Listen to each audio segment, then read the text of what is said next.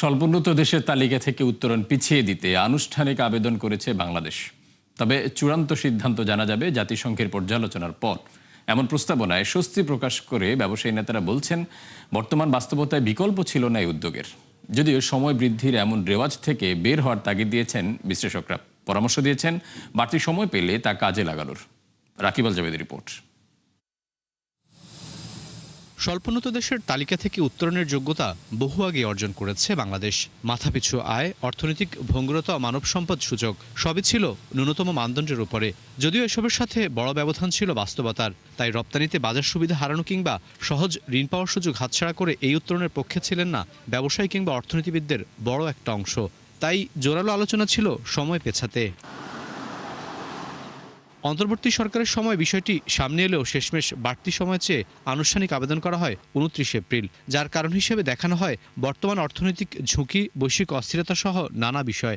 বৈঠকে উপস্থিত থাকা বিজিএমএ সভাপতি মনে করেন, এই আবেদনের পর বাড়তি সময় পাওয়া গেলে তা বড় সহায়ক হবে ভবিষ্যৎ প্রস্তুতির জন্য। গ্র্যাজুয়েশন করা যে 3টা ক্রাইটেরিয়া, সেটা বাংলাদেশ কমপ্লাই করে, কিন্তু এমনভাবে গ্র্যাজুয়েশন করা উচিত হবে না যেন ইতিমধ্যে যে অর্জনগুলো আছে সেগুলো হুমকির মুখে পড়ে। আমরা মোটামুটি আশা করি যে আমাদের বক্তব্যে তারা কনভিন্স। মূলত মাথাপিছু আয়, অর্থনৈতিক ভঙ্গুরতা, মানব উন্নয়ন সূচক, এই 3 মানদণ্ডের উপর ভিত্তি করেই উত্তরণের সিদ্ধান্ত দেয় জাতিসংঘ, যার প্রতিটিতেই বাংলাদেশ এগিয়ে কয়েক বছর ধরে। যদিও এসব সূচক বা পরিসংখ্যানের সত্যতা নিয়ে প্রশ্ন তুলে আসছেন ব্যবসায়ী এবং বিশ্লেষকরা। তবে নতুন আবেদনের পর কয়েক দফা পর্যালোচনা করা হবে এই সংক্রান্ত কমিটিতে, যাদের সুপারিশের প্রেক্ষিতে চূড়ান্ত অনুমোদন পাওয়া যেতে পারে সেপ্টেম্বর নাগাদ। আমরা এই যে প্রস্তুতির যে পর্বটা, এটাকে আরো 3 বছর আমরা দীর্ঘায়িত করতে আমরা অনুরোধ করেছি, এবং এটার যৌক্তিক কারণও আছে। রাজনৈতিক পরিবর্তন হয়েছে, আমাদের বিভিন্নভাবে আন্তর্জাতিক পরিবেশ অনুকূল ছিল না। দেশের রপ্তানি বাণিজ্য, কর্মসংস্থান ও সামষ্টিক অর্থনীতির বর্তমান অবস্থা বিবেচনায় সরকারের এই উদ্যোগকে ইতিবাচক হিসেবে দেখছেন ব্যবসায়ী নেতারা। ডলার রিজার্ভ কমে যাওয়া, অনেক চ্যালেঞ্জ, ইন্টারেস্ট রেট বেড়ে যাওয়া, এনার্জি ক্রাইসিস আসা, অনেকগুলো কারণেই কিন্তু পিছানোর কথা বলছিলাম আমরা।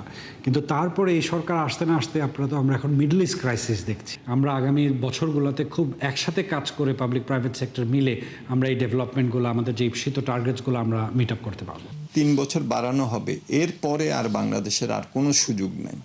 সুতরাং আমাদেরকে এই 3 বছরটাকে নিতে হবে সমস্যাকে আরও বিলম্বিত করার জন্য না, সমাধানগুলোকে কিভাবে আমরা আরও কার্যকরভাবে বাস্তবায়ন করতে পারি সেভাবে আমাকে এই সময়টাকে দেখতে হবে। চলতি বছরের নভেম্বরেই স্বল্পোন্নত দেশের তালিকা থেকে বের হওয়ার কথা ছিল বাংলাদেশের। রাকিব আল জাবেদ, ৭১, ঢাকা।